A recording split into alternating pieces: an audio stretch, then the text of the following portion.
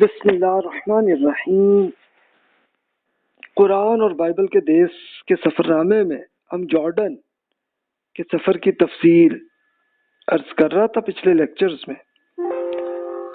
تو پچھلے لیکچر میں آپ کو اگر سنا ہے تو آپ کو یاد ہوگا کہ ہم جبل نیبو پر پہنچ گئے تھے کہ جہاں پہ حضرت موسیٰ علیہ السلام کا انتقال ہوا تھا۔ اس کے بعد تو پھر یہ ہوا تھا کہ حضرت موسیٰ علیہ السلام کی انتقال کے بعد ان کے خلیفہ انہوں نے لے کے پوری فلسطین فتح کی تھی کہ اللہ تعالیٰ نے ان سے وعدہ کیا ہوا تھا۔ اچھا، جبل نیبو سے آگے ہم چلے بپتسمہ سائٹ پہ، تو اب یہ ہم ٹاپ پہ تھے جبل نیبو پہ، وہاں سے اب ہم اترنے لگے نیچے کی طرف، اور گہرائی سطح سمندر سے بھی نیچے ہمیں لے جاتی، اتنی گہری تھی۔ تو اس طرح کی تھی، اور میں نے عرض کیا نا کہ یہ پچھلے لیکچرز میں کہ یہ جو ڈیڈ سی ہے تو یہ سمندر کی نسبت یہ زیادہ گہری جگہ ہے زمین میں۔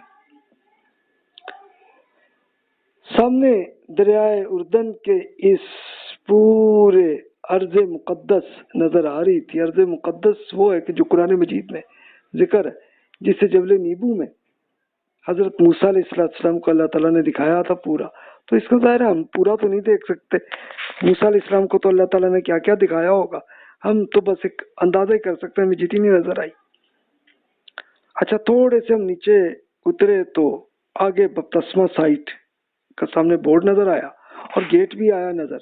تو اس میں ہم پھر ایک باقاعدہ منتظم، یعنی اس کے جو ایڈمنسٹریٹر وہ سے تھے، انہوں نے بڑا ویلکم کیا کہ ہمیں استقبال کیا اور کہا کہ جناب سر آپ گاڑی جو ہے نا یہاں پارک کر لیں اور ٹکٹ آپ یہاں پہ آپ یہ لے لیں، ابھی سائٹ کی بس آ جائے گی اور آپ کو اس بپتسمہ سائٹ میں لے جائے گی۔ تو میں نے کہا کہ بھی وہ گاڑی میں کیوں نہ جاؤں؟ فرمانے لگا کہ نہیں سر، یہ اصل میں الاؤ نہیں ہے، کیونکہ یہاں پہ سب پارکنگ یہاں پہ کر دیتے ہیں اور یہ بسیں جو ہیں یہ خود گورنمنٹ کی بنی ہوئی آپ کو لے کے جاتی ہیں۔ تو یہاں پہ یہ صاحب جو مین وہ اصل میں ٹورسٹ ڈپارٹمنٹ کے مین آدمی تھے، میں نے نام پوچھا، انہوں نے بتایا ایمن صاحب کی شکل مجھے کچھ فیل ہوئی میں کہ یہ بالکل جانی پہچانی شکل ہے، کبھی ان سے ملاقات ہوئی ہے، میں سوچ رہا تھا۔ تو میں نے ان کو کہا کہ جناب آپ کی شکل کافی مل رہی ہے، لگتا ہے ملاقات ہوئی۔ تو وہ فرمانے لگا کہ بھی آپ کی بھی شکل مجھے بڑی مل رہی ہے۔ میں نے کہا آپ کبھی جدہ آپ آئے ہیں؟ کہنے لگا نہیں جی، میں تو کبھی اردن سے باہر کبھی نکلا ہی نہیں۔ اب میں حیران کہ بھی یہ شکل پھر ملتی جلتی کیوں لگ رہی ہے؟ تو اس مشکل کو میری اہلیہ نے سلجھا دیا، فرمانے لگی یہ اصل میں نقش و نگار ان کے جو ہے نا بالکل لاہوریوں کی طرح، اس لیے آپ کو یہ لگ رہا ہے کہ ان کی شکل جو ہے ملتی جلتی ہے، کہ کندرون لاہور کے جیسے ان کی ہوتے ہیں نا، ایک پوری نقش و نگار جیسے ہوتے ہیں، بالکل ویسی ایمن صاحب کی تھی۔ میں نے کہا یار بالکل یہ تو ایسا بالکل فیل ہوا کہ ویسے اندرون کوئی بھاٹی، لوہاری، مصری شاہ، وسن پورہ اور اس طرح کے جس طرح کے بہت سارے لاہوریے، جس طرح کے عموماً ان کے اپنا ٹائٹل ان کے ہوتے ہیں، گوگا، منا، گاما،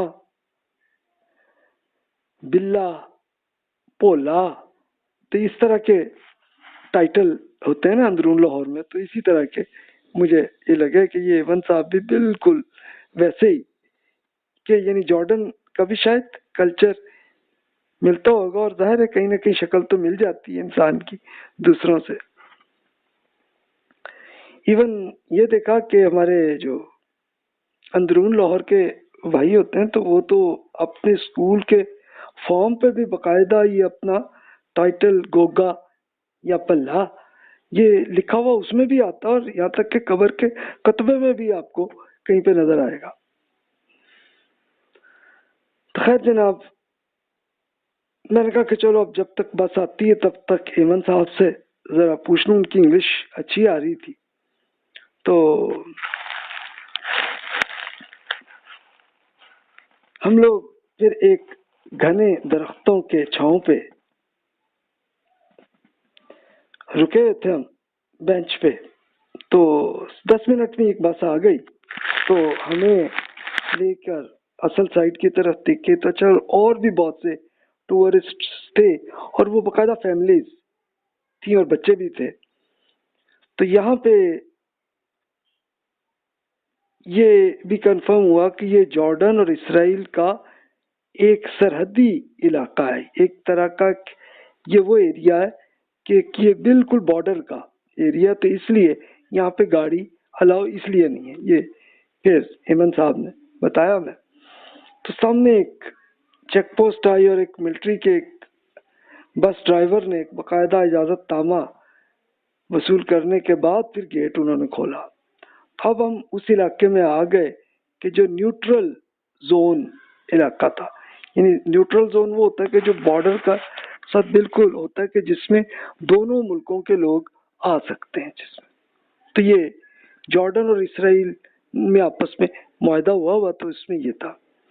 تب یوں مجھے محسوس ہوا کہ خشک دریا میں ہم آ گیا. تو ایمن صاحب سے میں نے پوچھا، وہ بتانے لگے کہ بھی ایک زمانے میں دریائے اردن جو ہے یہاں پہ سے گزرتا تھا پورا اس کا پانی جو ہے، لیکن جب سے پھر یہ سیریا اور اسرائیل نے ڈیم بنایا تو اب یہ خشک ہو گیا پورا. اب اینڈ پہ آ کے ہمیں سامنے نظر آیا کہ 10 فٹ جتنے چوڑے ایک باقاعدہ ندی سی کی نظر آئی. تو پتہ چلا یہی دریائے اردن ہے. تھوڑی دور جا کے اصل سائٹ آ گئی اور بس یہاں پہ آ کے رک گئی. اور یہاں پہ چرچ کے ایک پادری صاحب انہوں نے بڑا ویلکم کہہ کے ہمیں استقبال کیا. پورا علاقہ نہایت سرسبز تھا اور لیکن شاداب اتنا نہیں تھا جتنا آپ پنجاب میں یا پختونخوا کے پہاڑوں میں آپ دیکھتے. تو یہاں ارد گرد پانی کے جنگلات ایسے تھے کہ یوں محسوس ہو رہا تھا کہ جیسے سمندری جنگلات ہیں جیسے. وہ اس لیے پھر میرا اندازہ یہی ہوا کہ بالکل آپ کا یہ جارڈن ریور یہیں سے بس کچھ کلومیٹر میں آگے جا کے ڈیڈ سی میں آتا ہے. تو اب ظاہر ہے کہ پانی کا کچھ حصہ کہیں نہ کہیں زمین کے اندر اندر سے آتا ہوگا. تو اس لیے یہ سمندری جنگلات ہی نظر آ رہے تھے. سامنے جنگلات کے ساتھ کچا راستہ تھا تو اس پہ چل کے ہمیں بپتسمہ سائٹ پہ جانا تھا. تو ہمارے علاوہ اور جو فیملیز تھیں تو وہ پادری صاحب کے ساتھ جا رہے تھے اور ہر ایک کے ساتھ 1-1.5-2 سالہ بچی یا بچہ جس کے تھے وہ ساتھ جا کے جا رہے تھے. تو ایمن صاحب ہمارے پاس کہنے لگے بھئی دراصل یہ ان بچوں کو بپتسمہ کرنے کے لیے یہ آئے ہیں تو یہ چرچ میں جائیں گے. میں نے کہا ہاں جی میں بھی دیکھنا چاہ رہا ہوں بپتسمہ. کہتے اس کو ٹائم لگے گا، آپ آئیے، آپ اصل میں سائٹ مس ہو جائے گی اس لیے آپ وہ دیکھیں. ٹھیک ہے جناب. تو وہ علیحدہ ہمیں لے کے بالکل ایک جنگل کی طرح ایک پگڈنڈی پر لے آیا ہمیں اور وہاں سے چلتے چلتے بپتسمہ سائٹ نظر آئی. تو یہاں پہ یہ انہوں نے بتایا کہ یہ مقام تھا کہ جہاں پہ حضرت یحییٰ علیہ السلام جن کو انگلش میں جان دا بیپٹسٹ کے نام سے انگلش میں مشہور ہے کہ یہاں پہ حضرت عیسیٰ علیہ السلام کا بپتسمہ دیا تھا. اچھا بپتسمہ ہے کیا؟ یہ کرسچینٹی میں یہ کامن یہ ہے معاملہ کہ وہ جو آدمی بھی یا بچہ بھی پیدا ہو تو وہ کہتے ہیں کہ جو بپتسمہ کرے تو وہ کرسچن بنے گا تو اس کے لیے کرتے ہیں. لیکن حضرت یحییٰ علیہ السلام کیا کرتے تھے کہ یہ ایکچولی سمپل ایک طرح کا ایک غسل ہی تھا، نہانا ہی تھا بس. یعنی جو آدمی بھی توبہ کرتے تو کہتے بھائی آپ نہا لیں اور توبہ کر لیں، بس یہ سمجھاتے تھے انہیں. اور چونکہ اس زمانے میں اس جارڈن ریور زیادہ پھیلا ہوا اور پانی زیادہ ہوتا ہوگا تو اس لیے آپ نے یہ پوائنٹ طے کیا ہوا تھا. تو حضرت عیسیٰ علیہ السلام بھی یہاں پہ تشریف لائے کہ وہ حضرت یحییٰ علیہ السلام کے کزن تھے. تو ان کو کہا بھی نہیں بھی آپ کو کیا ضرورت ہے بپتسمہ کی؟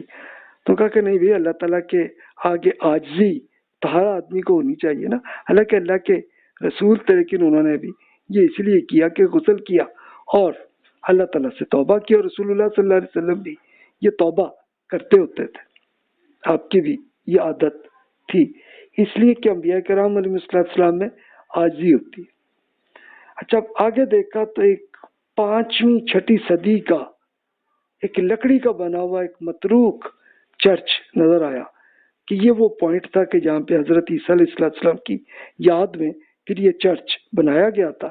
یہ ظاہر ہے کہ رومن زمانے میں ہی بنا گیا تھا، لیکن اب یہ بہت چونکہ اپنا پرانا تھا اور اس میں باقاعدہ عبادت تو نہیں وہ کر پا رہے تھے، تو اس لیے انہوں نے ایک اپنی ہسٹوریکل چرچ کو ایسے سیم اسی طرح لکڑیوں سے بنا ہوا ایسے ہی رکھا ہوا تھا، اور سامنے موزائک کے فرش پر تصاویر اور نقشے وہ نظر آئے۔ اس میں بپتسمہ کا اصل مقام گہرائی میں تھا، انہوں نے ایمن صاحب نے مجھے بتایا اس میں، تو کہنے لگے کہ یہ سائٹ کا نقشہ بھی یہ دیکھیں یہ پورا بنا ہوا ہے، اور اس میں جارڈن ریور سے پانی کا ایک شاخ یہاں پہ آتی تھی، اور یہاں پہ آ کے یحییٰ علیہ السلام کے چشمہ اس کو کہتے ہیں، جسے جان دا بیپٹسٹ سپرنگ اس کو کہتے ہیں، اس پوائنٹ کو، کیونکہ ظاہر ہے کہ وہ دریا سے تھوڑی سی شاخ بن کے آتی تو اس کو چشمے کا کہتے ہیں۔ تو حضرت عیسیٰ علیہ السلام کا بپتسمہ اس پوائنٹ پہ ہوا تھا۔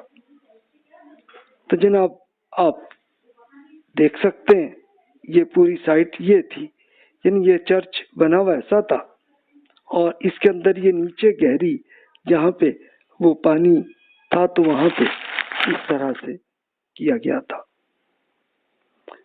آگے اب سامنے آ کے آرتھوڈاکس چرچ نظر آیا۔ اب دیکھیے کہ یہ پکچر بھی آپ کے سامنے ہے کہ جو یہ دریائے اردن میں سامنے یہ جو آپ کو درخت نظر آ رہے ہیں، تو یہ سامنے فلسطینی علاقہ ہے جب اسرائیل کے حصے میں، اور ہم اس طرف جارڈن میں تھے، اور بپتسمہ پہ جو پکچرز نظر آئیں تو معاذ اللہ ان لوگوں نے حضرت یحییٰ اور عیسیٰ علیہ السلام کی اور کوئی اپنے نیک بزرگوں کی تصویریں بنائی ہوئی تھی۔ تو خیر میں نے ایمن صاحب سے کہا کہ حضرت عیسیٰ علیہ السلام کے بپتسمہ کی سائٹ گلیل کے جھیل کے پاس بھی تو تھی نا۔ میں نے اب ظاہر ہے وہ بائبل کا کچھ حصے میں وہ پڑھا تھا کہ گلیل کی جھیل پہ اپنے تھا وہاں پہ، تو وہ کہنے لگا کہ جی مختلف روایات ہیں، لیکن اس سائٹ کے بارے میں 3 ثبوت ایسے، ایک تو بائبل میں ہی لکھا ہوا ہے، دوسرا یہ کہ بپتسمہ سے پہلے عیسیٰ علیہ السلام نے دریا پار کیا تھا، تو یہ بائبل میں لکھا ہوا ہے۔ تو اس سے اب ظاہر ہے کہ یروشلم کے قریب ترین دریا یہی دریائے اردن ہی تھا۔ پھر حضرت عیسیٰ علیہ السلام دریا کے اس پار آنے کے لیے یروشلم سے آئے تھے، تو دریا پار کر کے اسی جگہ سے ہی آئے ہوں گے۔ تو میں نے ان سے پوچھا، میں کہا یروشلم یہاں اس پوائنٹ سے کتنی دور ہے؟ تو کہنے کہ صرف 20 کلومیٹر ہے۔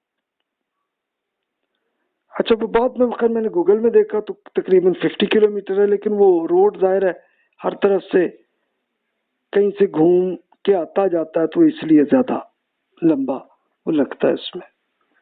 سو بیپٹزم سائٹ کا اس ویب سائٹ میں دیکھ سکتے ہیں۔ تو یہ اراؤنڈ اب انہوں نے پھر ایمن صاحب نے بتایا کہ 2000 ایئرز میں، یعنی ابھی اب سے 21 سال پہلے ہی پوپ جان پال وہ یہاں پہ آئے تھے، اور انہوں نے اس مقام پہ حضرت عیسیٰ علیہ السلام پہ بپتسمہ کی اصل سائٹ انہوں نے طے کیا ہوا تھا اس میں۔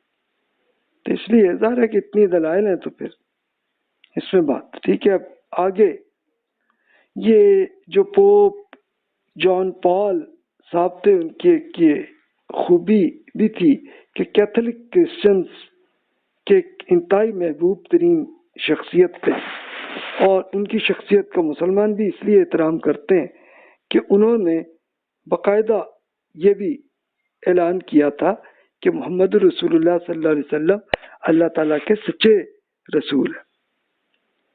اچھا، لیکن وہ ایمان تو لائے وہ، لیکن انہوں نے آپ کی شریعت پہ، رسول اللہ صلی اللہ علیہ وسلم کی شریعت پہ اس لیے نہیں آیا کہ وہ یہ کہتے ہیں کہ رسول اللہ صلی اللہ علیہ وسلم کی دعوت عربوں کے لیے تھی، تو اس طرح سے انہوں نے اپنے آپ کو ایسے سمجھا.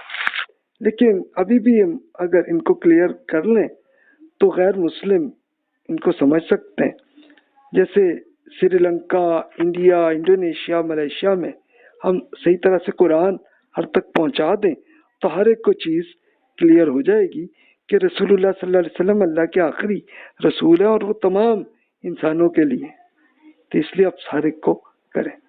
لیکن چلیے، اتنا ہوا کہ یہ تعصب جو پہلے بڑے کئی صدیوں تک مسلمانوں میں اور کرسچنز میں جنگیں بھی رہی ہیں اور معاملہ بھی، لیکن اس معاملات میں پھر یہ معاملہ اب بہت کم، مذہبی جنگیں کم از کم نہیں، وہ ٹھیک ہے سیاسی جنگیں تو بہرحال رہیں گی انسانوں میں جب تک ہے انسان. اللہ تعالیٰ نے تو سورہ آل عمران میں مناظرہ نہیں کیا تھا، بلکہ ان کو پورا ایکسپلین کیا کتنی محبت کے ساتھ. بنی اسرائیل اب شروع سے آخر تک پڑھ لیں، سورہ مریم میں پڑھ لیں کہ کرسچنز کے لیے کتنی محبت کے ساتھ اللہ تعالیٰ نے اللہ کا پیغام پہنچایا کہ بھائی یہ اللہ کا دین ہے.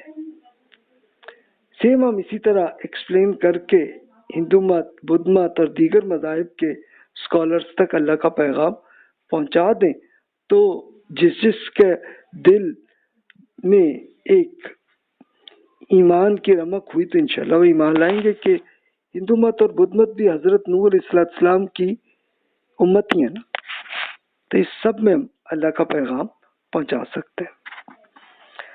اب ہم خیر چلتے چلتے آرتھوڈاکس چرچ کے پاس پہنچے تو اب یہ دیکھا کہ ایک باقاعدہ نیا سا بنا ہوا چرچ تھا یہاں پہ، اور یہاں پہ مسجد اقصی کے ڈیزائن پر ایک باقاعدہ سنہرا گنبد دھوپ میں چمک رہا تھا. تو یہاں پہ ایمن صاحب نے بتایا کہ یہ آرتھوڈاکس فرقے کا چرچ ہے، اور پوپ ابھی جو کیتھولک کے آئے تھے سینٹ پال پوپ جو ہے، تو وہ کیتھولک فرقے کا چرچ کا بھی انہوں نے منظوری کا یہاں پہ کہہ دیا تھا. اب اس کا ڈیزائن آرکیٹیکٹ اب اس کا کر رہے ہیں. یہ 2007 کی بات ہے، اب آ کے آپ دیکھ لیں تب تک بن گئے ہوں گے.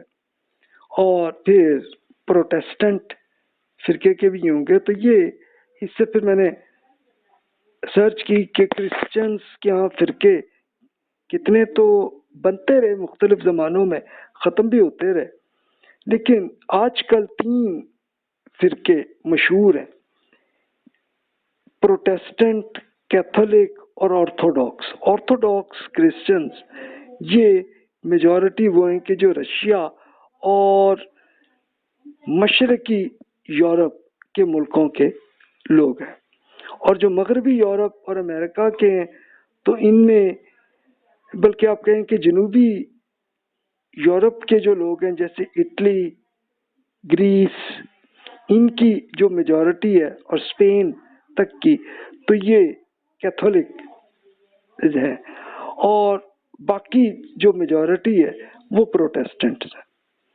یعنی پروٹیسٹنٹ بیسیکلی کیا ہوا کہ انہوں نے یہ کیا ہے کہ اپنے چرچ سے الگ ہو کے انڈیپینڈنٹلی پڑھنے سمجھنے کا طریقہ انہوں نے یہ اختیار، جبکہ کیتھولک اور آرتھوڈاکس ان کے پوپ جیسے حکم دیں تو اسی کو وہ دین کا حکم سمجھتے ہیں. تو اصل فرق یہی ہم سب میں. تو اچھا سیم میں نے دیکھا تو ہمارے یہاں پاکستان انڈیا کے کلچر میں بھی ایسا ہی ہے کہ ہر فرقے نے مسجدیں الگ الگ کی ہوئی ہیں، لیکن میں نے عرب ممالک میں جارڈن، ایجپٹ، ترکی میں یہ نظر آیا کہ فرقوں کی مسجدیں نہیں ہیں بلکہ حکومت اس کو مینیج کرتی ہے. تو اس لیے پھر وہ فرقوں کا معاملہ ہی نہیں ہوتا، اور مسجدیں میں ہر فرقے کے لوگ آ کے پڑھتے ہیں نماز. اللہ تعالیٰ نے قرآن مجید میں ارشاد فرمایا: وَمَنْ أَظْلَمُ مَمَّنْ مَنَعَ مساجد اللہ ان یذکر فیہا اسمہ وسعی فیہ خرابیہا، اس شخص سے بڑھ کر اور کون ظالم ہے کہ جو اللہ کے مساجد میں اس کے نام کی یاد سے روکے اور اس کی ویرانی کر دے کرنا چاہ رہا ہو جو بھی۔ تو یہ ان کی رسول اللہ صلی اللہ علیہ وسلم کے زمانے میں جو مکہ والوں نے حرم شریف کو بند کر دیا تھا کہ صحابہ کرام نہیں آ پا رہے تھے حج عمرے کے لیے، تو اس پہ اللہ تعالیٰ نے تبصرہ کیا، اور وہی ویلڈ پھر تمام مسجدوں پہ بھی چلتا ہے کہ مسجد کو کسی کو روکنا یہ منع ہے، کہ جو بھی اللہ کی نماز کے لیے آئے تھے۔ اور رسول اللہ صلی اللہ علیہ وسلم نے تو پھر یہ بھی ہوا تھا کہ کرسچنز کا ایک پورا وفد نجران سے آیا تھا، تو اب وہ ان کی نماز کا ٹائم آیا تو رسول اللہ صلی اللہ علیہ وسلم نے ان کو یہی دی تھی اجازت، اب مسجد نبوی میں آپ پڑھیں نماز اللہ کی، اور پھر بس بھی یہ شرک کی اجازت نہیں ہے، اللہ کی نماز آپ جیسے پڑھتے ہیں پڑھیں۔ اسی طرح ایک مشہور ہے کہ یروشلم جب فتح ہوئی تو عمر رضی اللہ عنہ بھی نماز کے لیے آئے، تو کرسچن پادریوں نے کہا کہ جی آپ چرچ میں نماز پڑھیں نا، تو عمر رضی اللہ عنہ نے کہا بھی پڑھ تو میں لوں، لیکن یہی ڈر ہے کہ اگلی نسل میں کہیں کوئی مسلمان اس پہ آپ کے چرچ پہ قبضہ نہ کر لے کہ یہ ہمارے خلیفہ نے نماز یہاں پڑھی تھی، اس لیے انہوں نے چرچ سے باہر سیڑھیوں کے پاس جا کے نماز پڑھی تھی۔ تو یعنی مسلمانوں کے ہاں رواداری اور مذہبی آزادی، کیونکہ اللہ تعالیٰ نے یہ سکھایا کہ بھی ہر انسان کو آزاد کرو ذہنی طور پہ، پھر وہ خود فیصلہ کریں کہ کیا ہدایت ہے، کس طرف جائیں۔ اچھا، چرچ کے اندر ایک خوبصورت بلڈنگ تھی، تو یہ 2004 میں بنی ہوئی تھی یہ بلڈنگ، تو میں نے وہ پادری صاحب کا جو اسسٹنٹ تھے، تو میں نے کہا کہ میں چرچ دیکھنا چاہ رہا ہوں، وہ کہتے ہیں جی آئیں، موسٹ ویلکم، دیکھیں۔ تو میں پادری صاحب سے باقاعدہ دیکھا تو انہوں نے ایک مشت داڑھی انہوں نے رکھی تھی، اور وہ مسجد کے امام ہی نظر آ رہے تھے کہ جیسے پاکستان انڈیا میں ہوتے ہیں اسی طرح کے تھے۔ تو خیر میں گیا، اچھا میں نے ان سے پوچھا، میں نے کہا سر آپ کے انٹر ہونا ہے تو جوتے اتار، کہتے نہیں ضرورت نہیں، اب چلے ایسے ہی آ جائیں۔ اب اندر پہنچے تو جناب ایک چھوٹا سا چرچ تھا جس میں ایک ہال کا فرش لکڑی کا بنا ہوا تھا، اور اس کے اندر ایک دائس تھا جس میں پادری صاحب خطبہ دیتے تھے، تو اس کے لیے تھا، اور باقی عام لوگوں کے لیے پھر انہوں نے کرسیاں رکھی۔ یعنی کرسچینٹی میں جب انہوں نے تورات کو بنی اسرائیل کے لیے خاص سمجھ لیا اور ہر ایک کو، تو پھر نماز انہوں نے یہ کیا کہ اس کے اندر صرف دعائیں کرتے ہیں بیٹھے بیٹھے، یعنی ایک صحیح طرح سے پراپر نماز۔ لیکن آپ اگر جیوز کے یہاں دیکھیں تو ان کی نماز سیم وہی ہے کہ جیسے ہم پڑھتے ہیں۔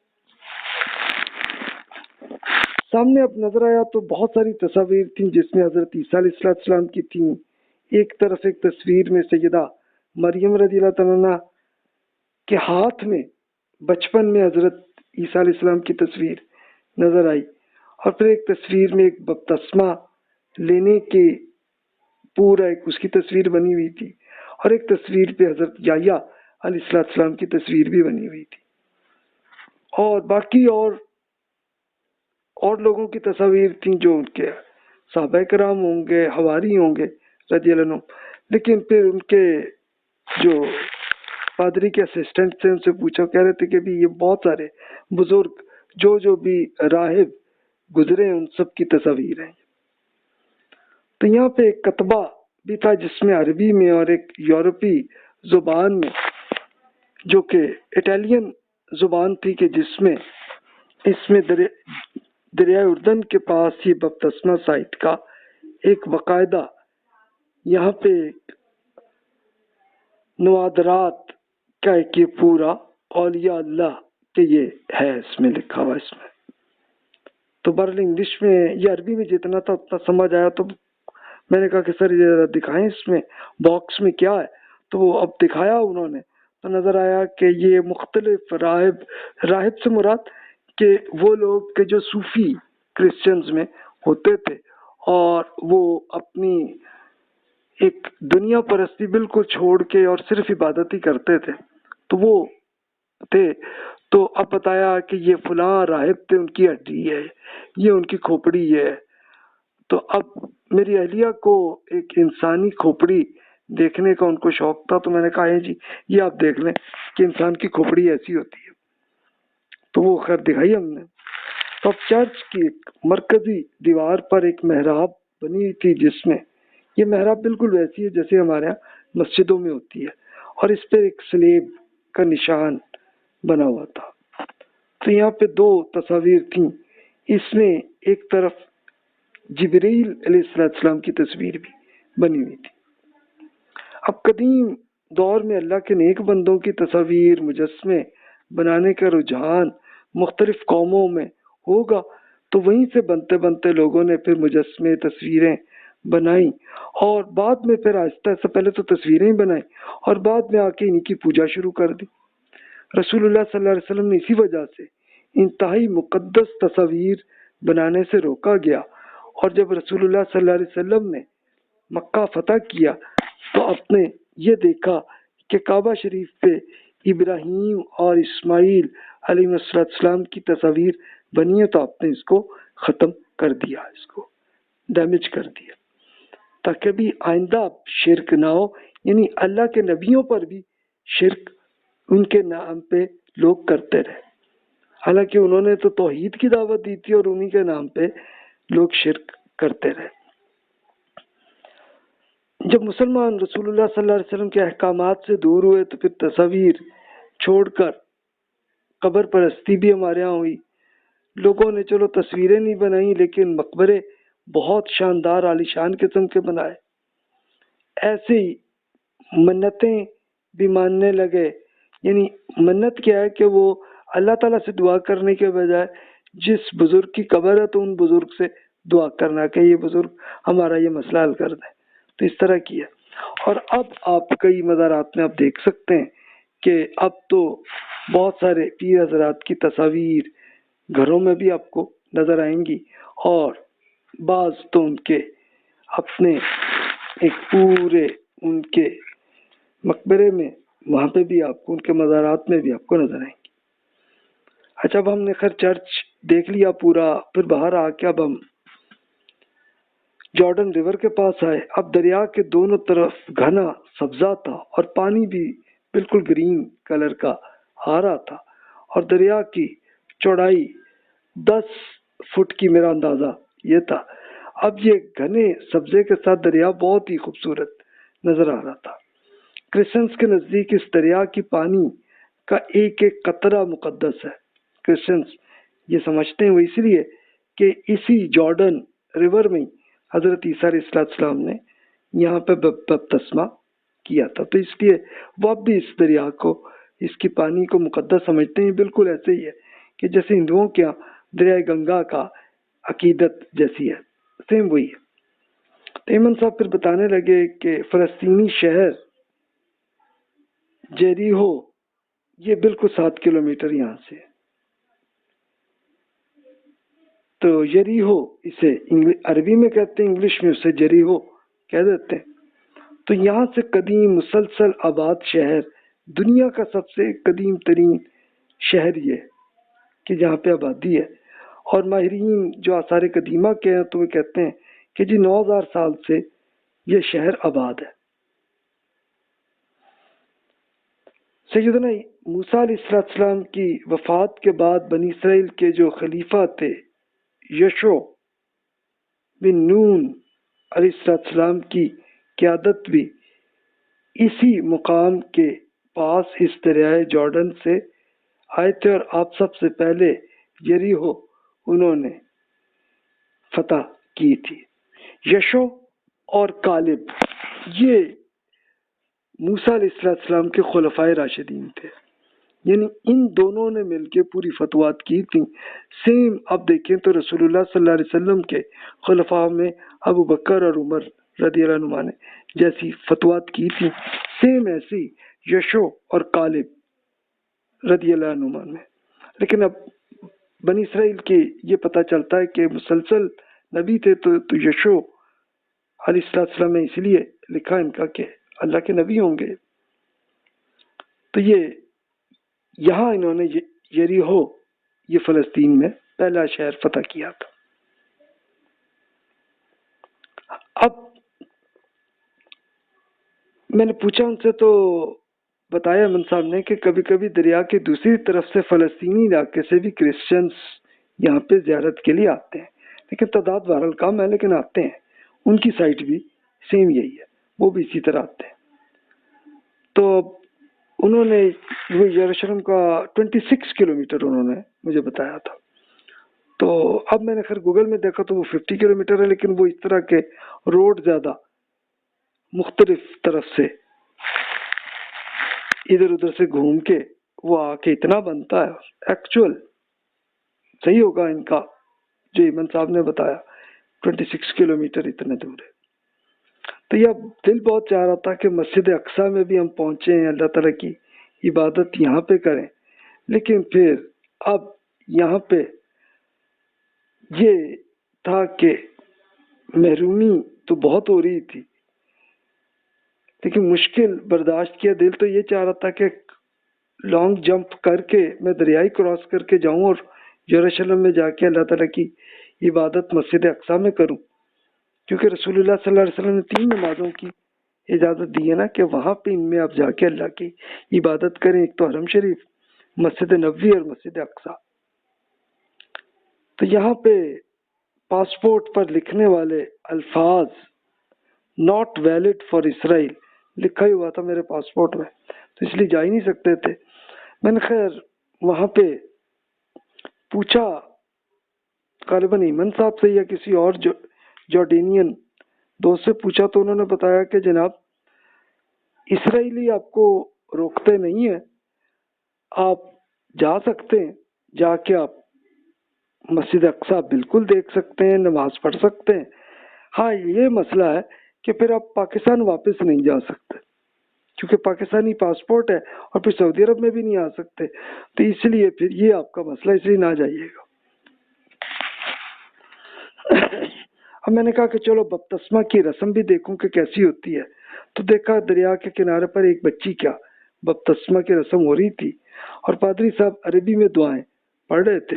اور اب وہ عربی میں نے ذرا غور کیا تو بالکل سٹائل ان کا ویسے ہی تھا جیسے پنڈت حضرات جیسے شلوک جیسے کرتے ہیں انڈیا میں، سیم پادری صاحب بھی بالکل اسی سٹائل میں. چاہے ہمارے یہاں مسلمانوں کو بھی مولوی صاحب بالکل گھروں میں ختم کے موقع پر دعائیں اسی طرح کرتے ہیں. وہی ایک ہی کلچر ہر طرف آ گیا ہوا ہے. لیکن چلیں پادری صاحب کے الفاظ میں اللہ تعالیٰ کا لفظ تو آ رہا تھا، کیونکہ عربی میں اللہ کہتے ہیں، انگلش میں گاڈ کہتے ہیں، تو وہ اردو میں خدا کہہ دیتے ہیں. لیکن اصل بات ایک ہی ہے، یعنی اس میں تھا. لیکن ایک چیز پہ خوشگوار حیرت ہوئی کہ پادری صاحب کی ایک دعا پڑھی تو وہ یہ تھی، ربنا آتینا فی الدنیا حسنۃ وفی الآخرۃ حسنۃ وقنا عذاب النار. اے ہمارے رب، ہمیں دنیا اور آخرت میں بھلائی عطا فرما اور ہمیں آگ کے عذاب سے بچا دے. تو اور بھی قرآن مجید میں جیسے یہ دعا، اسی طرح اور دعائیں بھی ہیں. تو وہ پادری صاحب نے یہ کہیں تو میں حیرت تو مجھے ہوئی. تو میں نے ایمن صاحب سے پوچھا، اس میں وہ بتانے لگے، کہتے جارڈن میں مذہبی امور کا ایک باقاعدہ ایک انسٹیٹیوٹ ہے جس میں مسلم کرسچن اسکالرز اکٹھے کام کرتے ہیں اور ایک دوسرے کے مذہب کا پورا علم ہوتا ہے. تو اس لیے وہ پادری صاحب نے قرآن مجید کی دعائیں پڑھ لی، اور وہ چونکہ عرب ہی وہ تھے کرسچن پادری صاحب، تو وہ اس لیے یہ دعائیں کر رہے ہیں. تو یہاں پہ یہ ہوا کہ بھی ہمارے ہاں بھی ایسا کچھ ایک مشترک ادارہ بن جائے تو مذہبوں کے ہاں ایک مثبت مکالمہ، ایک دوسرے کی ڈسکشن کا سلسلہ ہو جائے تو ہم اللہ تعالیٰ کا قرآن تک پہنچا سکتے ہیں. اور اب یہ آن لائن تو ہو گیا الحمدللہ. اچھا، اب میں نے ان کے پھر دعاؤں پہ غور کیا اور پھر اس کے بعد دیکھا پادری صاحب نے حاضرین سے ایک مخصوص عقائد کا اقرار بھی کروایا، اگلوں نے بھی ہاتھ اٹھا کے یس یس اسی طرح کرتے رہے، تو ایک بپتسمہ کا ایک بڑا سا ٹب رکھا ہوا تھا، تو یہ دریائے اردن کا ہی پانی تھا۔ اب انہوں نے بپتسمہ کا وہی کیا کہ بچی پر ڈالا، تو بچی ظاہر رونے لگی۔ اب ظاہر چھوٹی سی بچی کو تو پتہ نہیں نا کہ اس پہ ایک دم پانی اوپر سے کہ تھوڑا ٹھنڈا پانی ہوگا لگا ہوگا۔ تو مسیحی عقیدے کے مطابق ان کا یہ ہے کہ بچی اب آ کے کرسچن ہوئی ہے۔ اب رسول اللہ صلی اللہ علیہ وسلم کی وہ حدیث مجھے یاد آئی جس میں رسول اللہ صلی اللہ علیہ وسلم نے فرمایا تھا کہ ہر بچہ دین فطرت پر ہوتا ہے، پھر اس کے والدین اسے یہودی، نصرانی یعنی کرسچن یا مجوسی بنا دیتے ہیں، ورنہ اصل فطرت پہ ہی ہوتا ہے ہر انسان۔ تو میں ایک مسلم گھرانے میں ہوا، تو والدین نے اب میرے ذہن میں یہ اتارنے کی کوشش کی کہ جناب جس مذہب، فرقے، مسلک جس میں ہو بس اسی میں رہو، اسے باہر نہ جاؤ۔ لیکن پھر جب میں بڑا ہوا تو پھر میں نے کہا کہ کھلے ذہن سے سب کو پڑھ کے پھر ڈیسیژن لینا چاہیے، اور میں نے کیا، اور پھر مجھے یقین ہو گیا کہ واقعی اللہ تعالیٰ کا آخری ٹیسٹامنٹ جو ہے، آخری معاہدہ، وہ قرآن مجید ہے۔ تو میں اسی پہ پھر ایمان لایا، اور پھر جن فرقوں میں میرا تعلق رہا تھا ان سب کو پھر چھوڑ دیا، اور اب صرف فوکس کر لیا کہ این قرآن مجید اور رسول اللہ صلی اللہ علیہ وسلم کی سنت پر ہی فوکس کر لیا۔ تو اس مطالعے پہ یہ بھی معلوم ہوا کہ اللہ تعالیٰ کے تمام نبیوں کا دین ایک ہی تھا۔ اس دین کا آخری ورژن وہ محمد رسول اللہ صلی اللہ علیہ وسلم کے ذریعے سے آیا ہے قرآن میں۔ اب قرآن کو میں آپ کو بھی مشورہ دیتا ہوں کہ آپ تورات، زبور، انجیل، یعنی تورات کیا ہے کہ یہ 5ویں بک استثنا کے نام پہ یہ بک ہے بائبل میں، وہ آپ پڑھ لیں، اور آپ قرآن کو پڑھ لیں، دونوں میں شریعت کے احکامات سیم ہی آپ کو نظر آئیں گے، اور توحید کی بات ایک ہی نظر آئے گی۔ اچھا، پھر زبور آپ پڑھ لیں، حضرت داؤد علیہ السلام پہ اللہ تعالیٰ کی کتاب ہے جس میں اللہ تعالیٰ سے دعائیں، اللہ تعالیٰ سے ریکویسٹ ہے، اس کا بھی فرق آپ کو نظر نہیں آئے گا۔ اور انجیل کی 4 بکس بائبل میں ہے، لیکن یہ مختلف سکالرز نے لکھی ہیں، اور یہ حضرت عیسیٰ علیہ السلام کی سیرت کی کتابیں ہیں، لیکن اس سیرت کے اندر جہاں جہاں حضرت عیسیٰ علیہ السلام کے ارشادات ہیں اس کو پڑھ لیں، اس کو آپ کو اور قرآن کے ساتھ میچ کر لیں، کوئی فرق نہیں آئے گا۔ تو اس سے میں اس طرح سے لیتے ہوئے مجھے یقین ہو گیا کہ یہ اصل دین وہی ہے کہ جو اللہ تعالیٰ کے انبیاء کرام علیہ السلام کا ایک ہی دین ہے۔ تو جناب یہ اس پہ خیر میں نے فوکس یہ کیا کہ انتہا پسندی اور اعتدال پسندی کا فرق ہمارے ہاں ہونا چاہیے۔ ہمارے ہاں انتہا پسندی زیادہ ہوتی ہے کہ بس جناب جس میں ہم رہے تو بس موت تک ہم اپنے اسی میں رہیں، دوسری طرف نہ، تو لوگ اس لیے ایمان نہیں لاتے۔ لیکن اگر کھلا ذہن ہو تو پھر اس سے ہم بچ سکتے ہیں۔ مذہبی لیڈر سے ایک دوسرے کو ایک اپنا ایک نفسیاتی غلام بنا دیتے ہیں، اس سے ہم بچیں اور کھلے ذہن سے کریں تو پھر ہم صحیح طرح سے اللہ تعالیٰ کے احکامات کو ہم سمجھ سکتے ہیں۔ تو جناب اصل میسج یہ ہے جو اس میں عرض کیا میں نے، اس کو پڑھ لیں پورے جو میں نے عرض کیا۔ اب یہاں پہ یہ چونکہ حضرت یحییٰ علیہ السلام کا خاص ایریا تھا تو حضرت یحییٰ علیہ السلام کا ذکر کرنے کو دل چاہا، تو میں نے کہا کہ وہ بھی عرض کر دیتا ہوں کہ حضرت یحییٰ علیہ السلام کا ذکر سورہ آل عمران میں بھی ہے اور سورہ مریم میں بھی ہے۔ تو اللہ تعالیٰ نے ارشاد فرمایا، بسم اللہ الرحمن الرحیم، یا یحییٰ خذ الکتاب بقوت وآتیناہ الحکم صبيا حنانا من لدنا وذكرة وكان تقيا وبرا والديه ولم يكن جبارا عصيا وسلام عليه يوم ولد ويوم يموت ويوم يبعث حيا. یا اللہ تعالیٰ کی کتاب کو مضبوطی سے تھام لیجئے. ہم نے انہیں بچپن ہی سے سمجھ بوجھ اور قوت فیصلہ سے نوازا تھا اور وہ اپنی طرف سے نرم دل اور پاکیزگی عطا کی تھی اور وہ بڑے پرہیزگار اور والدین کے حق کے شناس تھے. وہ نہ تو جبر کرتے تھے اور نہ ہی نافرمانی. سلام ہو ان پر اس دن جب وہ پیدا ہوئے اور جب فوت ہوئے اور جب زندہ اٹھائے جائیں گے. اب ہوا یہ تھا کہ حضرت یحییٰ علیہ السلام نے بپتسمہ اس لیے کرتے تھے کہ غسل کر کے اللہ تعالیٰ سے توبہ کر لیں، بس یہ بات تھی. اور اس طرح سے وہ تفصیل سے تورات کے احکامات ایکسپلین وہ کرتے تھے پورے علاقے میں. ہوتے ہوتے اب ان کی سیرت میں بائبل میں تفصیل یہ آتی ہے کہ ایک حادثہ ہوا تھا. یہ بنی اسرائیلی کی حکومت تھی لیکن رومن امپائر کے انڈر تھی اور رومن جو ہیں وہ مشرک تھے.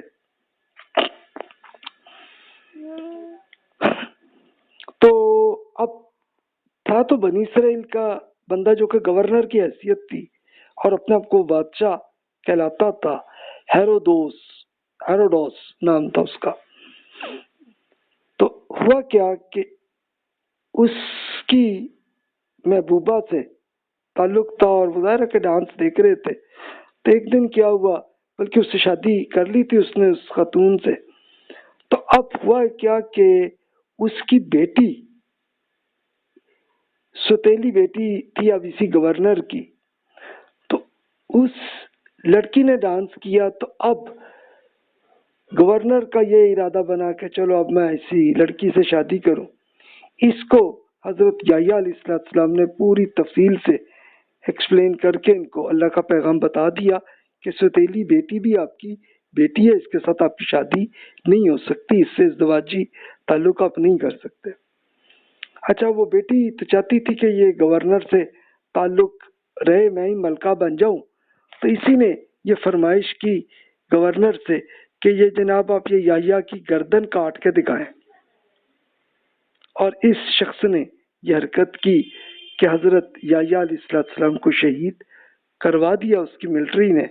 اور ایک صاحب علم کے الفاظ میں یحییٰ علیہ السلام نے جس سر کو چھپانے کے لیے چھت کے حصول کی کبھی کوشش بھی نہیں انہوں نے کی تھی، اسی سر کو اپنے رب کے لیے کٹوا کر دنیا سے رخصت ہو گئے تھے. یہ معاملہ تھا. حضرت عیسیٰ علیہ السلام کا ذکر وہ میں نے عرض کیا کہ آپ نے کبھی گناہ نہیں کیا پھر بھی بپتسمہ کرنے لگے. تو یحییٰ علیہ السلام نے کہا کہ نہیں بھائی آپ کو کیا ضرورت ہے. تو نے کہا آپ نے تو کبھی گناہ کیا ہی نہیں. تو آپ نے پھر بھی کہا کہ میں اللہ تعالیٰ سے عاجز بندے کے طور پر رہنا چاہتا ہوں. انہوں نے کیا اور جبریل علیہ السلام نازل ہوئے اور ان پہ وحی پہنچا دی جو کہ انجیل ہے، جو اللہ کے احکامات ہیں. اور اب ایکچولی ہم تک وہ ملا کہ جس میں حضرت عیسیٰ علیہ السلام جس میں ایکسپلین کرتے ہیں.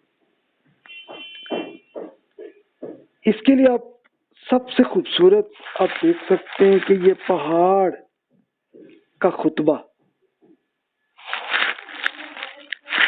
اس میں آپ پڑھیں تو ابلیس نے حضرت عیسیٰ علیہ السلام کو ایک ان کو کنفیوز کرنے کی کوشش کی شیطان نے، اور کہا کہ بھی آپ اگر اللہ کو پہ آپ ایمان رکھتے ہیں نا تو ذرا پہاڑ سے آپ ذرا جمپ کر کے دکھائیں.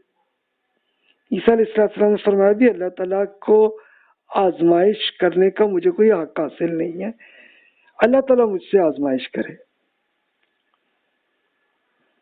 پھر آپ شیطان نے آپ کو دنیا کی سلطنتیں بھی دکھائیں اور کہا کہ اگر تم مجھے سجدہ کر لو تو میں آپ کو اسی وقت آپ کو پوری دنیا کی حکومت دوں گا. لیکن عیسیٰ علیہ السلام نے فرمایا اللہ کا حکم یہی ہے کہ صرف اللہ ہی کا سجدہ کریں، کسی اور کا نہیں.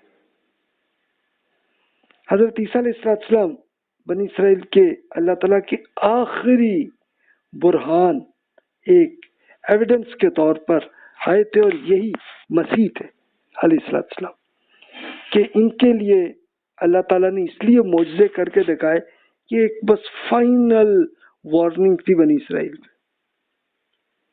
یعنی ایک تو یہ ہوا کہ بغیر باپ کے سیدہ مریم رضی اللہ عنہا کے ہاں پیدا ہو گئے.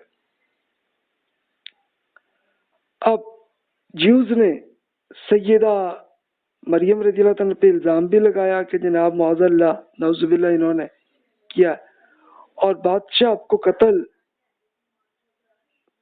کرنا چاہ رہا تھا، لیکن سیدہ مریم رضی اللہ عنہ آپ کو ایجپٹ لے گئی تھی، اور آپ واپس آ کے ناصرہ جو فلسطین کا شہر ہے، گلیل کے شہر جھیل کے پاس ہے، وہاں پہ رہیں. اور یہی جھیل ہے جہاں سے جارڈن دوسرے سفر پہ وہ آتا ہے اور پھر ڈیڈ سی پہ جا کے گرتا ہے. تو اس پہ یہ ہوا تھا کہ یحییٰ علیہ السلام کی گرفتاری کا جب حضرت یحییٰ علیہ السلام کے بارے میں عیسیٰ علیہ السلام کو پتہ چلا، تب وہ گلیل میں اللہ تعالیٰ کا پیغام پہنچا رہے تھے. وہاں سے اٹھ کے پھر آپ یروشلم پہنچے، اور آپ نے ایک اسپیشل شہر کفر نحم کے نام سے یہ مشہور ہے یہ، اور یہ گلیل کے کنارے پر یہ شہر تھا. آپ کی دعوت کے یہاں 4 مچھیرے پترس، اندریاس، یعقوب اور یوحنا رضی اللہ عنہ یہ آپ پہ ایمان لائے تھے، اور یہ پھر اور شہروں میں جا کے جھیل کے چاروں طرف اللہ تعالیٰ کا پیغام پہنچاتے رہے. حضرت عیسیٰ علیہ السلام کو اللہ نے یہ بھی معجزہ دیا کہ عبادت گاہوں میں جا کے تبلیغ کرتے اور اللہ کے حکم سے مریضوں کو بھی شفا کر دیتے تھے، اور یہاں تک کہ کئی مردے بھی زندہ کر کے دکھائے لوگوں کو، تاکہ مریض شفایات ہو جائیں. پیدائشی اندھوں کے آنکھیں بھی مل گئیں کہ، اور اسی طرح کوڑی جو لوگ تھے تو ان کو بھی صحت کر دی. یہ معجزات صرف اس لیے تھے اللہ نے کیے کرائے تاکہ ان پہ ایک فائنل وارننگ آ جائے کہ یہ اللہ کے مسیح ہیں اور ان کے ذریعے آپ کا فائنل میسج آ رہا ہے. پرندوں کو کہ اب مورتی بنا کر پھونک مارتے تو یہ اڑ جاتے تھے، یہ بھی معجزہ یہ قرآن مجید میں بھی ذکر ہے، اور سیم بائبل میں بھی یہی آپ کو ملے گا. تو بنی اسرائیل میں اب ایک ظواہر پرستی بہت تھی، اور ایک بہت چیزوں پہ اس پہ حضرت عیسیٰ علیہ السلام نے ایک پہاڑی کا واز یہ ارشاد فرمایا. اب یہ گلیل کی جھیل کی پہاڑی ہے، یا کچھ اسکالرز کہتے ہیں کہ نہیں یہ یروشلم کی پہاڑی پہ یہ آپ نے ارشاد فرمایا. ہو سکتا ہے عیسیٰ علیہ السلام نے دونوں طرف ارشاد فرمایا. اور اس کو آپ اگر اس کا کچھ تھوڑے سے میں آپ کے سامنے شیئر کرتا ہوں تو آپ خود دیکھ لیجئے، تو آپ کو فیل ہوگا کہ اس میں اور قرآن میں کوئی فرق نہیں ہے. آپ نے ارشاد فرمایا مبارک ہو وہ جو دل کے غریب یعنی نرم دل لوگ ہیں، کیونکہ آسمان کی بادشاہی ان کے لیے. مبارک ہیں وہ جو غمگین ہیں، کیونکہ وہ تسلی پائیں گے. مبارک ہیں وہ جو حلیم ہیں، کہ نرم دل کے ہیں، کیونکہ وہ زمین کے وارث ہوں گے. مبارک ہیں وہ جنہیں راست بازی کی بھوک و پیاس ہے، کیونکہ وہ سیراب ہوں گے. مبارک ہیں وہ جو رحم دل ہیں، کیونکہ ان پر رحم کیا جائے گا. مبارک ہیں وہ جو پاک دل ہیں، کیونکہ وہ خدا کو دیکھیں گے. مبارک ہیں وہ جو صلح کرواتے ہیں، کیونکہ وہ اللہ کے بیٹے یعنی اس کے محبوب کہلائیں گے. مبارک ہیں وہ جو راست بازی کی سبب ستائے جاتے ہیں، کیونکہ آسمانی کی بادشاہی یعنی جنت انہی کے لیے۔ چراغ جلا کر برتن کے نیچے نہیں بلکہ چراغ دان پر رکھا جاتا ہے تاکہ وہ گھر کے سب لوگوں کو روشنی دے۔ اسی طرح تمہاری روشنی کو لوگوں کے سامنے چمکنا چاہیے، کیونکہ تمہارے نیک کاموں کو دیکھ کر وہ آپ کا آسمانی باپ یعنی اللہ تعالیٰ کی آپ تمجید کر سکیں۔ یعنی وہی دعوت کا عیسیٰ علیہ السلام نے اپنے صحابہ کرام کو فرمائی آپ کریں۔ جب تک آپ زندگی کی شریعت کے عالموں اور فریسیوں سے بہتر نہ ہوں گے تو آپ آسمان کی بادشاہی یعنی جنت میں داخل نہیں ہو سکیں گے۔ یعنی یہ کیا تھا کہ شریعت کے عالم اب یہ بنی اسرائیل کے تھے اور فریسی ان کے صوفی تھے، تو ان دونوں پر فرمایا ان کی طرح اپنا بنے۔ جو کوئی اپنے بھائی کی گالی دیتا ہے تو عدالت عالیہ یعنی اللہ کے حضور جواب دے ہوگا، اس لیے گالی نہ دینا۔ آپ سن چکے ہیں کہ بدکاری نہ کرنا۔ میں آپ سے کہتا ہوں کہ جو کوئی کسی عورت پر بری نظر بھی ڈالے گا تو یہ پھر دل میں پہلے اس کے ساتھ زنا کر چکا ہے آنکھ سے۔ اپنی مذہبی فرائض محض لوگوں کو دکھانے کے لیے نہ کرو بلکہ آسمانی باپ یعنی اللہ تعالیٰ پر تمہیں اس کا اجر نہیں ملے گا تمہیں، اس لیے اللہ کے نام پہ ہی کرو۔ جب آپ خیرات کو ڈھنڈوا پٹوا کر یہ نہ دیں، ایسا نہ کریں۔ جب آپ روزہ کریں تو ریاکاری کی طرح اپنا منہ اداس نہ کر کے بنائیں، اور ریاکاروں کی طرح عبادت خانوں میں اور بازاروں میں موڑ پر کھڑے ہو کے دعا مت کریں، اور دعا میں رٹے رٹائے جملے نہ کریں۔ یعنی ایک اپنے دل سے اللہ کے حضور سے تعلق ہے۔ کیا آپ لوگوں کے قصور معاف نہ کریں گے تو آپ کا خدا بھی آپ کا قصور معاف نہیں کرے گا۔ اپنے لیے زمین پر مال و زر جمع نہ کریں، یہاں کیڑا اور زنگ لگ جاتا ہے اور چور نقب لگا کر چرا لیتے ہیں۔ اس لیے آپ آسمان پر اپنا خزانہ آپ جمع کر لیں، جہاں کیڑا اور زنگ نہیں لگتا اور چور بھی آپ کو نہیں چرا سکتے، کیونکہ آپ کا مال ہوگا، آپ کا دل بھی ادھر ہوگا۔ اس لیے آپ اس پہ فوکس آپ کریں، آخرت پہ عیب جوئی نہ کریں تاکہ آپ کی عیب جوئی نہ ہو، کیونکہ ہم عیب جوئی اگر دوسروں کی ان اگلوں کی برائیاں اس پہ کریں گے تو پھر ہم پہ بھی اللہ تعالیٰ ایسے ہی آخرت میں مرثد کرے گا۔ پاک چیز کتوں کو نہ دیں اور اپنی موتی خنزیروں کو نہ دیں، کہیں ایسا نہ ہو کہ وہ انہیں پاؤں سے روند کر پلٹیں اور انہیں پھاڑ ڈالیں۔ اس سے یہی تھا کہ بھی آپ اللہ تعالیٰ کا میسج جو پہنچا رہے ہیں تو ایسے لوگوں کو نہ دیں کہ جو آپ کو اسی میں تعصب میں لے کے آپ کو پکڑ کے جیل میں بند کرائیں گے۔ آپ نیک یعنی اچھے دل کے لوگوں تک آپ کریں، اور جھوٹے نبیوں سے خبردار رہیے گا۔ آپ کے پاس بھیڑوں کے لباس میں آتے ہیں لیکن باطن میں پھاڑنے والے بھیڑیے ہوتے ہیں۔ آپ ان کے پھلوں یعنی ان کے تعلیمات سے انہیں آپ پہچان لیں گے کہ یہ کون ہے۔ تو اس سے دیکھیں حضرت عیسیٰ علیہ السلام کے بعد سے لے کے آج تک مسیح ہونے کے بہت سارے دعوے دار بنے اور آج تک ہوتے جا رہے ہیں، تو اس سے آپ اندازہ کر سکتے ہیں۔ اب حضرت عیسیٰ علیہ السلام کی اپنی لائف ایسی تھی کہ چند رسومات پہ لوگ ان کے بنی اسرائیل کے علماء اسی پہ فوکس کرتے تھے، ایتھکس پہ غور نہیں کرتے تھے۔ تو اللہ تعالیٰ نے اسی تفصیل سے پھر انجیل اسی موضوع پر ہے کہ جو آپ کے ایتھکس کو صحیح طرح سے اور ایمان کو سمجھنے کا یہ کیا۔ اس کے لیے ایک واقعہ، جیسے کسٹم آفیسر ایمان لائے تھے۔ یہ انجیل متی رضی اللہ عنہ ایک صحابی ہیں عیسیٰ علیہ السلام کے، تو انہوں نے کیا کہ یہ کسٹم آفیسر ایمان لائے، تو اس پہ ایک یہود کا ایک فتنہ فریسی جو ہے انہوں نے بڑا ایک جناب کہا کہ دیکھو جی یہ کیسے نبی ہیں کہ یہ جناب یہ ٹیکس والوں کو اپنے پاس بلاتے ہیں اور گناہ گاروں کو اپنے ساتھ کھانا پلاتے ہیں، تو یار یہ تو نبی آئیں گے۔ یہ کرنے کا پروپیگنڈا کیا گیا۔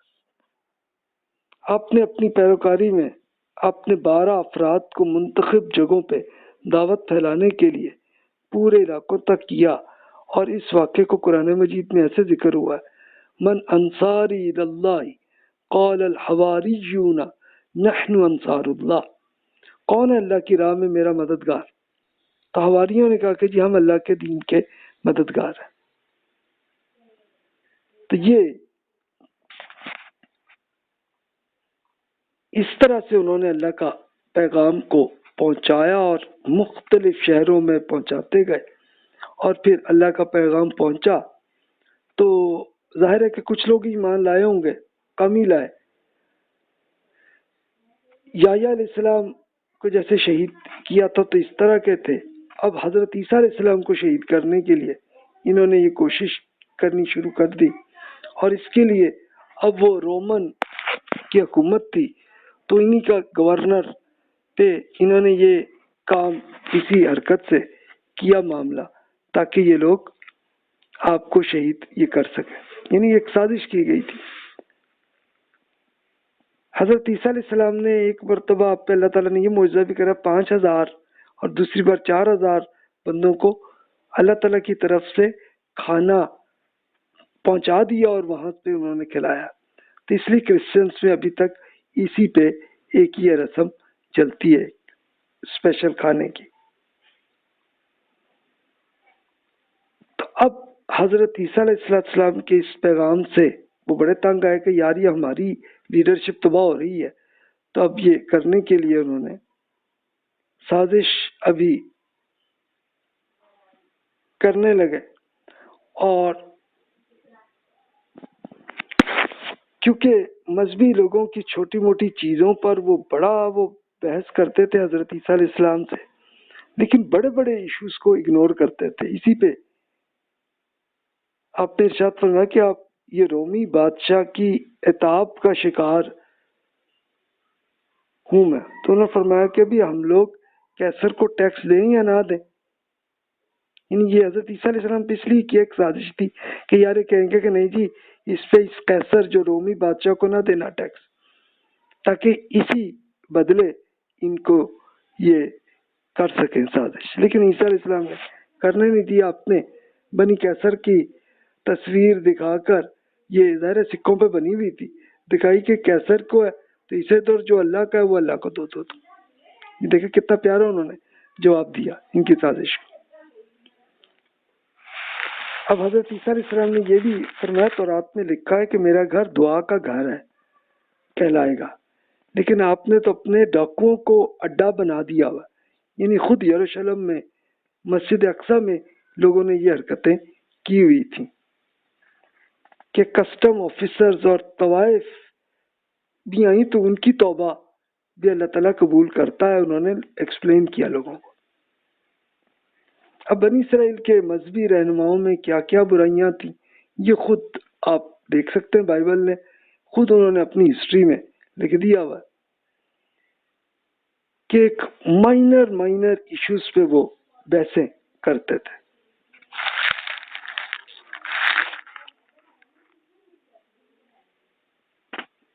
یعنی ایک بڑی شاندار قسم کی ایک سیٹ پر بیٹھتے اور اس پہ لے جا کے ایک تکبر کے ساتھ یہ حرکت کرتے تھے۔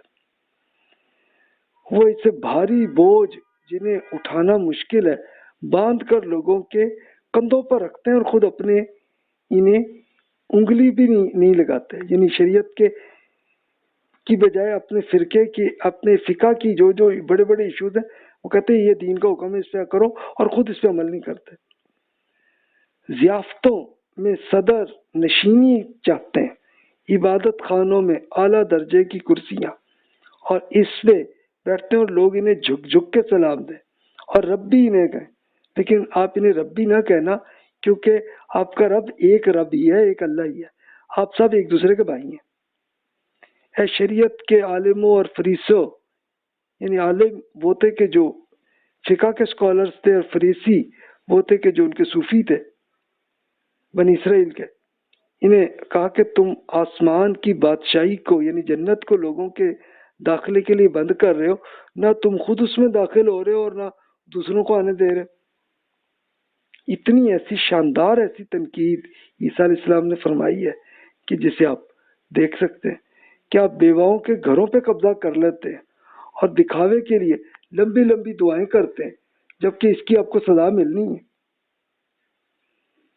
پھر آپ فرماتے ہیں کہ آپ کسی کو اپنا مرید بنانے کے لیے تو خشکی اور سمندر کا سفر کر لیتے ہیں، اور جب ان کو مرید بنا لیتے ہیں تو پھر ان کو دگنا جہنمی بنا دیتے ہیں، یعنی ایسا پڑھاتے ہیں۔ پھر فرمایا ریاکارو آپ پر افسوس کہ آپ پودینہ، سونف اور زیرہ کا 10واں حصہ یعنی عشر یعنی زکوٰۃ کا یہ حصہ نا 10% زکوٰۃ دینی، تو اس پہ اللہ تعالیٰ کے نام پر تو دیتے ہو، لیکن شریعت کی وزنی باتیں جیسے انصاف، رحم دلی اور ایمان کو فراموش کر بیٹھے ہیں۔ اس کی کیا وجہ ہے؟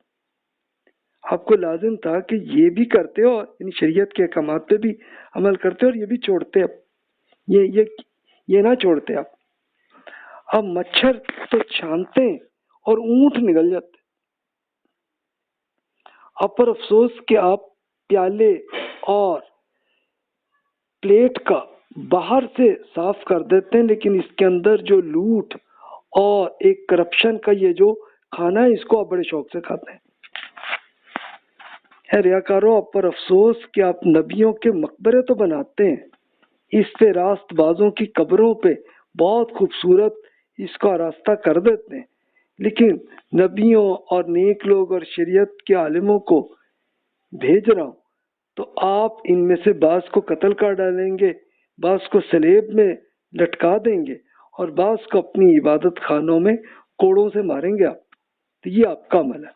اور یہی انہوں نے عیسیٰ علیہ السلام کو آخری ایام میں انہوں نے پھر یہی کیا کہ ایک جھوٹا مقدمہ انہوں نے عدالت میں ڈال دیا جو رومن امپائر کی تھی، تو ایک یہودا ایک ایسا آدمی تھا کہ جو منافق تھا، اس نے غداری کی تھی، اور وہ کیا تھی کہ اب وہ پولیس جب پکڑنے کے لیے آئی تو یہودا بندے نے بتا دیا کہ جناب یہ فلاں اس گھر میں عیسیٰ علیہ السلام وہاں پہ ہیں، اور یہ عید کا دن تھا۔ لیکن اللہ تعالیٰ نے پھر سزا یہ کی کہ عیسیٰ علیہ السلام کو اللہ تعالیٰ نے پکڑ لیا، لے گئے اللہ کے حضور چلے گئے، اور یہ جو یہودا جو منافق تھا یہ خود ہی پکڑا گیا اس چکر میں عیسیٰ علیہ السلام کے نام پہ کہ اس کی شکل ملتی جلتی تھی، اور پھر سلیب کر کے اسی بندے کو قتل کیا گیا۔ اب بنی اسرائیل کے علماء نے بڑا اس کو کہا کہ ہاں جناب آپ بے شک اس ڈاکو کو آپ چھوڑ دیں، لیکن اس کو عیسیٰ علیہ السلام کو نہ چھوڑو، تو ان کو کرو۔ تو پھر اب کیا اس میں، تو اب بنی اسرائیل میں کنفیوژن، تو اللہ تعالیٰ نے یہ بتا دیا کہ جناب ان کے ہاں یہ کنفیوژن ہو گئی تھی۔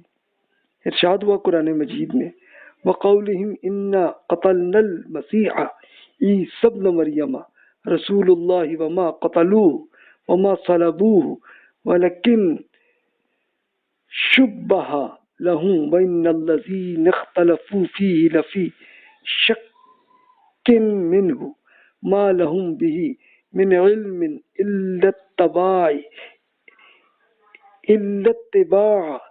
اتِّبَاعَ الظَّنِّ وَمَا قَتَلُوهُ يَقِينًا بَلْ رَفَعَهُ اللَّهُ إِلَيْهِ وَكَانَ اللَّهُ عَزِيزًا حَكِيمًا، کہ ان کی قول کہ ہم نے مسیح عیسیٰ بن مریم علیہ السلام رسول اللہ کو قتل کیا، حالانکہ فی الواقع ایسا کچھ نہیں ہوا، انہوں نے انہیں قتل نہیں کیا اور نہ ہی سلیب پر چڑھایا، بلکہ معاملہ ان کے لیے متشبہ یعنی کنفیوز کر دیا گیا۔ جن لوگوں نے اس کے بارے میں اختلاف کیا تو وہ بھی شک میں ہیں، ان کے بارے میں اس معاملے میں کچھ علم نہیں اور وہ محض گمان کی پیروی کر رہے ہیں۔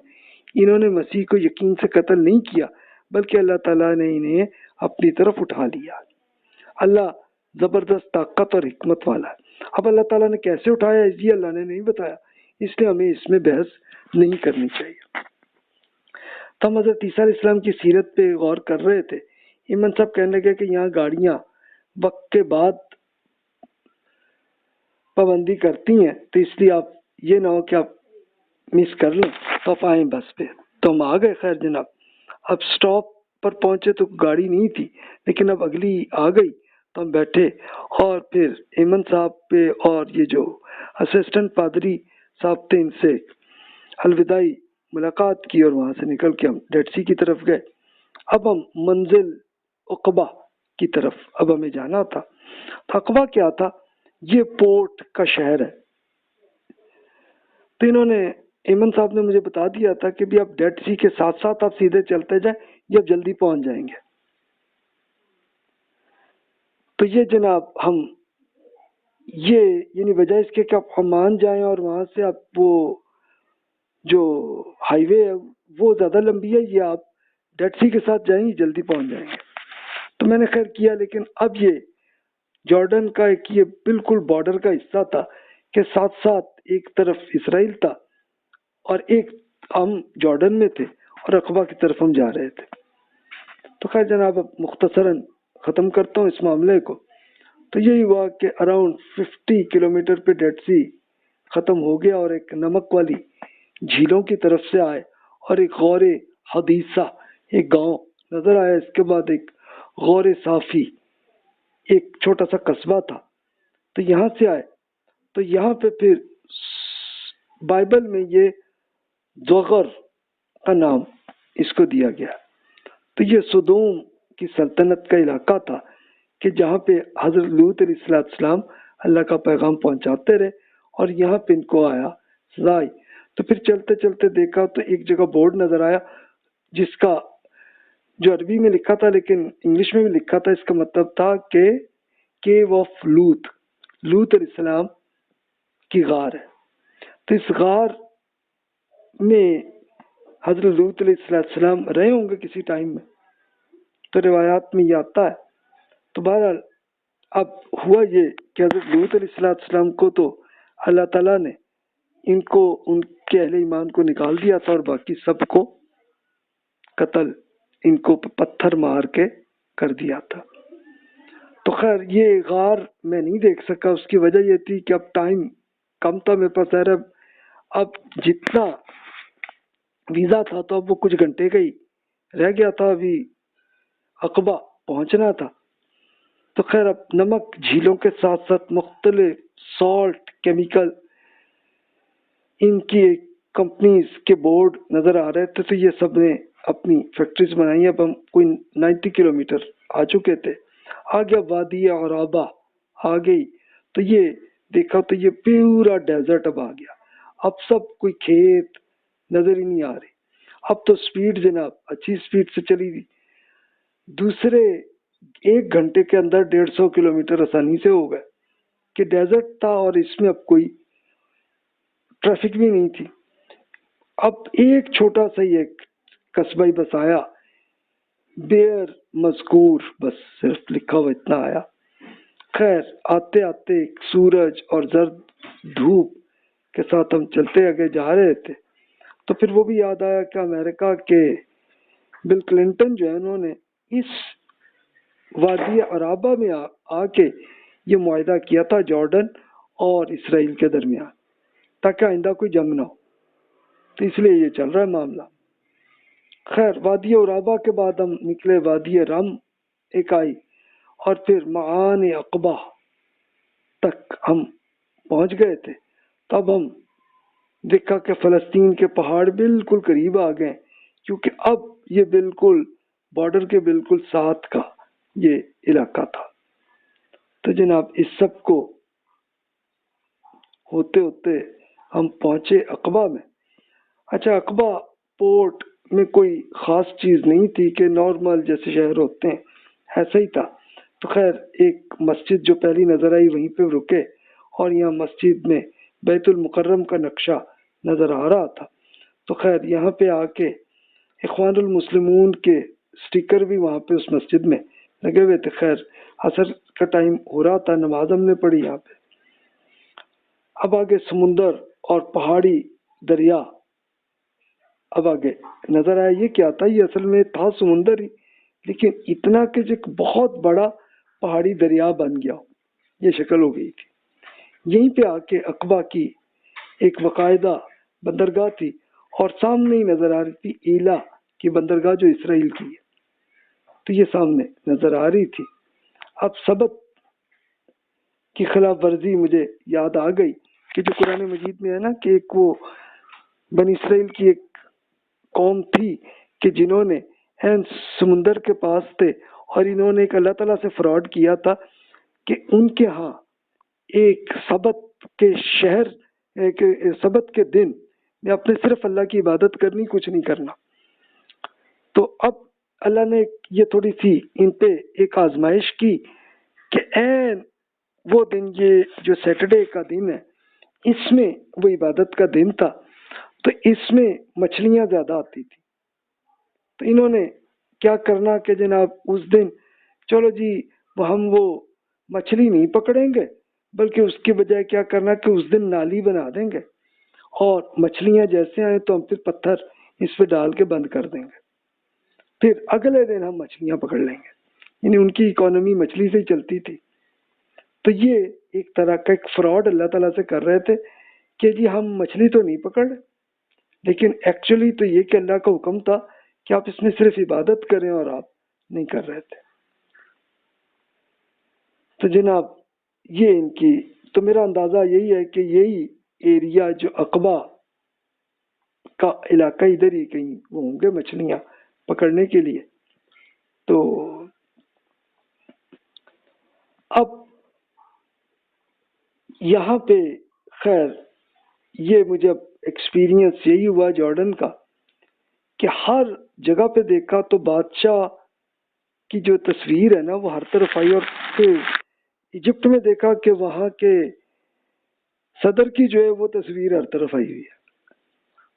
اچھا اب یہ دیکھا کہ جارڈن کے بادشاہ عبداللہ کی تصاویر میں کبھی عربی لباس میں، کہیں پہ اپنے سوٹ میں، کبھی ٹریفک پولیس کی حالت میں، کبھی آرمی کے وہ اس میں. تو یہ پھر بعد میں نے پوچھا تو پتہ چلا کہ یہ اصل میں یہ ظاہر کرنا چاہتے ہیں کہ یہ بادشاہ ہی اصل میں مالک ہے ہر چیز کا. تو یہ ایک علامت کے طور پر یہ تصویریں لگی ہوئی تھی. تو خیر جناب ایک بالکل قطرہ کئی جگہ پہ یہ اس طرح سے بنا ہوا تھا. تو یہ جناب بہرحال انہوں نے ایک یہ کلچر اس طرح سے کیا ہوا. جارڈن کی اکانومی کمزور تھی عرب ممالک میں، لیکن جب پھر عراق میں جب جنگ ہوئی امریکہ کی، تو بہت سارے عراقی سیٹل ہو کے جارڈن میں آئے اور اپنے پورے فنڈ کو لے آئے. تو اس لیے اکانومی یہ 2006-07 کے زمانے میں بہت اچھی چلتی رہی. تو خیر جناب میں نے سعودی عرب میں جارڈینین کولیگز جو ان سے پوچھا ان سے، تو انہوں نے یہ خیر بتایا کہ جناب ان کے ہاں اتنی اچھی سیلری نہیں ملتی، اس لیے ہم سعودی عرب میں آتے ہیں کہ وہاں پہ اچھی ملتی ہے. تو خیر جناب یہ ایک ان کی صورتحال تھی. اور خیر ہم لوگ پہنچے پورٹ میں اور ٹکٹ ہم نے پرچیز کر لی. اب یہ کس کی تھی؟ یہ سمندری جہاز تھا کہ جس میں ہمیں اپنی گاڑی کو ڈال کے خود بھی جا کے ایجپٹ میں جانا تھا. تو اس کی تفصیل انشاءاللہ میں اگلے لیکچر میں کریں گے ہم انشاءاللہ. جزاک اللہ خیر و احسن الجزا.